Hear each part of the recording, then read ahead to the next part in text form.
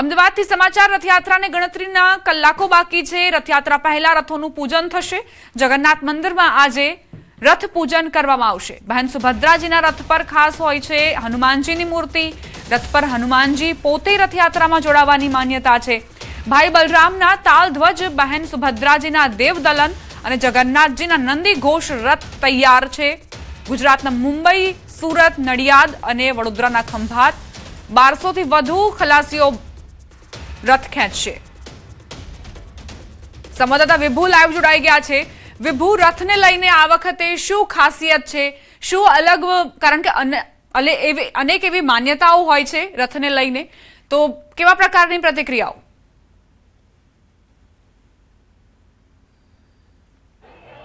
રથયાત્રાને લઈ હવે તૈયારી પૂર્ણ થઈ ગઈ છે અને વિધિ શરૂ થઈ ગઈ છે। એક પછી એક વિધિ થઈ રહી છે। આજે સોનાવેશની વિધિ થઈ છે અને સાથે જ આજે 3 રથ છે કે જ્યાં ભગવાન જગન્નાથ બિરાજવાના છે, બહેન સુભદ્રાજી અને ભાઈ બલદેવજી જ્યાં બિરાજવાના છે। એ ત્રણેય રથ જે સમારકામ હતું તે પણ પૂર્ણ કરી દેવામાં આવ્યું છે અને હવે આ 3 રથને મંદિર પરિસરમાં છે તે સ્થાપના કરવામાં આવશે, પ્રતિષ્ઠા કરવામાં આવશે અને ત્યાં પૂજા કરવામાં આવશે। અત્યારે જોઈ શકો છો કે રથને પણ અત્યારે સુરક્ષા વ્યવસ્થા છે તે ચેક કરવામાં આવી રહી છે। અત્યારે ડોગ સ્ક્વોડ દ્વારા પણ જે રથ છે કે કારણ કે ભગવાનની સુરક્ષા પણ ખૂબ જ મહત્વની હોય છે। રથની જ્યારે રેપિડ એક્શન ફોર્સ છે તે સુરક્ષા કરતું હોય છે, પરંતુ આ રથને મંદિરમાં લઈ જવામાં આવે છે તે પહેલાં સુરક્ષાનું ચેકિંગ છે તે કરવામાં આવી રહ્યું છે અને આ 3 રથ છે કે જ્યાં રથયાત્રામાં સૌથી આકર્ષણનું કેન્દ્ર બની રહેતો હોય છે। કલરનું પણ ખૂબ જ મહત્વ હોય છે અને એટલા માટે જ આપ જોઈ શકો છો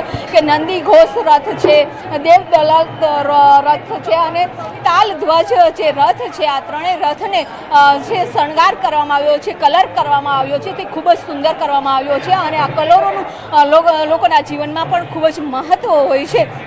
ત્યારે અત્યારે રથને જ્યારે મંદિરમાં લઈ જવામાં આવશે અને ત્યારબાદ મંદિરમાં છે પૂજન વિધિ કરવામાં આવશે અને પૂજન વિધિ કર્યા બાદ આવતીકાલે ભગવાન જગન્નાથ છે તે બિરાજમાન થશે અને ત્યારબાદ નીકળશે। ત્યારબાદની જે વિધિ છે કે ગજરાજો છે પણ ભગવાન જગન્નાથના છે અત્યારે દર્શન કરવા આવશે અને ગજરાજની છે તે પૂજા કરવામાં આવશે। સાંજે સંધ્યા આરતી કરવામાં આવશે। મહાઆરતીમાં પણ મુખ્યમંત્રી છે તે ઉપસ્થિત રહેશે, મંત્રીમંડળ ઉપસ્થિત રહેશે અને સાથે સાથે અલગ અલગ ડેલિગેશનો છે, વીઆઈપીઓ છે, મહાનુભાવો છે, સાધુ સંતો છે તે આજે પણ દર્શન કરવા મોટી સંખ્યામાં જોડાશે।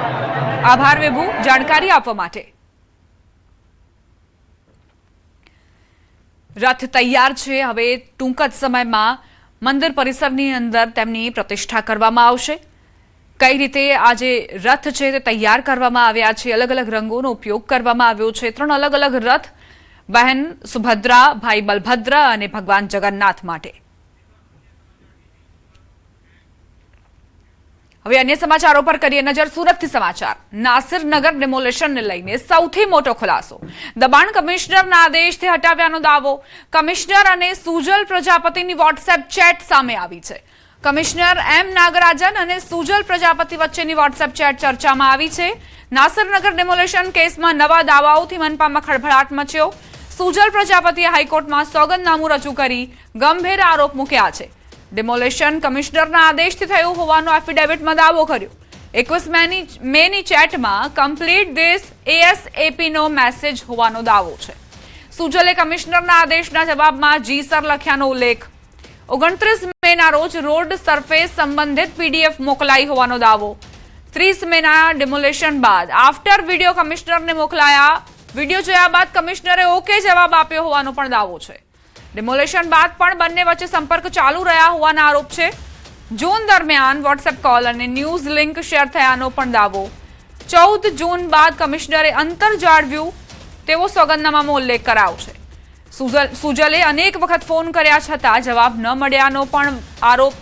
ચેટ, કોલ રેકોર્ડ અને વિડીયો હાઈકોર્ટમાં પુરાવા તરીકે રજૂ કરાયા। નાસિરનગર ડિમોલેશન કેસમાં હવે હાઈકોર્ટની કાર્યવાહી પર સૌની નજર છે।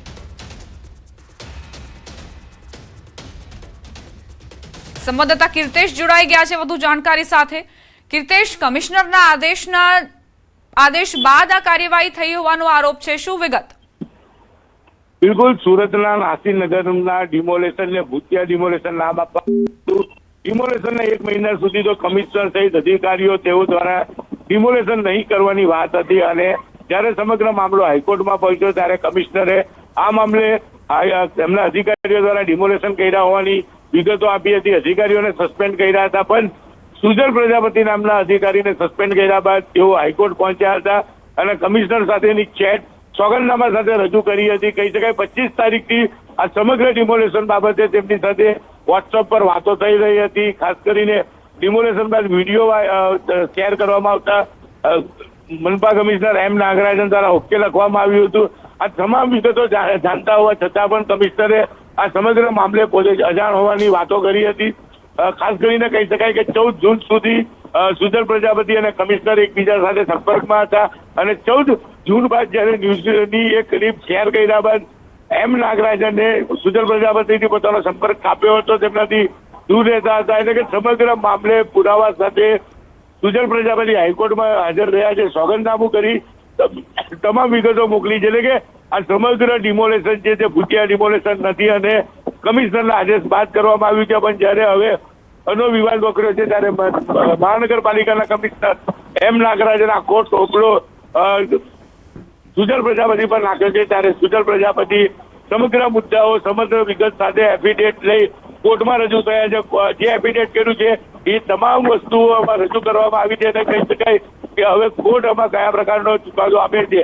પણ જે પ્રકારે રાજકીય ઇશારે આ ડિમોલેશન થયું છે, 100 મકાનો તોડવામાં આવ્યા છે, 500 કરતા વધુ પરિવારો રસ્તે રઝળતા થઈ ગયા હતા, ત્યારે હવે આ નાસિરનગરનું જે ડિમોલેશન છે તેમાં નવો વળાંક સાથે દરરોજ નવા ફંદા ફૂટી રહ્યા છે. આભાર કીર્તેશ જાણકારી આપવા માટે. સુજલ પ્રજાપતિ નામના અધિકારી જેમની ઉપર દોષનો ટોપલો ઢોળાવવામાં આવ્યો, તેમણે એફિડેવિટ દાખલ કરીને એવો ઉલ્લેખ કર્યો છે કે કમિશનરના આદેશ બાદ જ અમે આ કાર્યવાહી કરી છે. જે બાદ કાર્યવાહી થયા બાદ વિડીયો પણ તેમને મોકલવામાં આવ્યો હતો અને કમિશનરે તેના જવાબમાં ઓકે પણ લખ્યું હતું. વોટ્સએપ ચેટનો પણ ઉલ્લેખ એફિડેવિટમાં કરવામાં આવ્યો છે કે કઈ રીતે કમિશનરે આદેશ આપ્યા હતા કે આ રીતે કાર્યવાહી કરવાની છે, જે બાદ સુજલ પ્રજાપતિએ ઓકેમાં તેનો આન્સર કર્યો હતો. હવે કમિશનર એવું કહી રહ્યા છે કે મને જાણ જ નથી, તો આખરે કેમ કમિશનરે હાથ ઊંચા કરી લીધા તે તપાસનો વિષય છે. એક બાદ એક નવા ફણગા ફૂટી રહ્યા છે આ કેસમાં. નાસિરનગર ડિમોલેશન ખૂબ જ ચર્ચિત ભૂતિયા ડિમોલેશન, જેમાં કોઈ અધિકારીને ખબર જ નહોતી અને ડિમોલેશન થઈ ગયું. ઉચ્ચ અધિકારીઓએ એવું કહ્યું કે અમને કોઈ જ જાણ નહોતી અને બીજી તરફ જે અધિકારીઓ ત્યાં પહોંચ્યા હતા તેમનું કહેવું હતું કે ઉચ્ચ અધિકારીઓએ જ અમને આદેશ આપ્યા છે, કમિશનરે અમને આદેશ આપ્યા છે, જે બાદ અમે આ કાર્યવાહી કરી છે.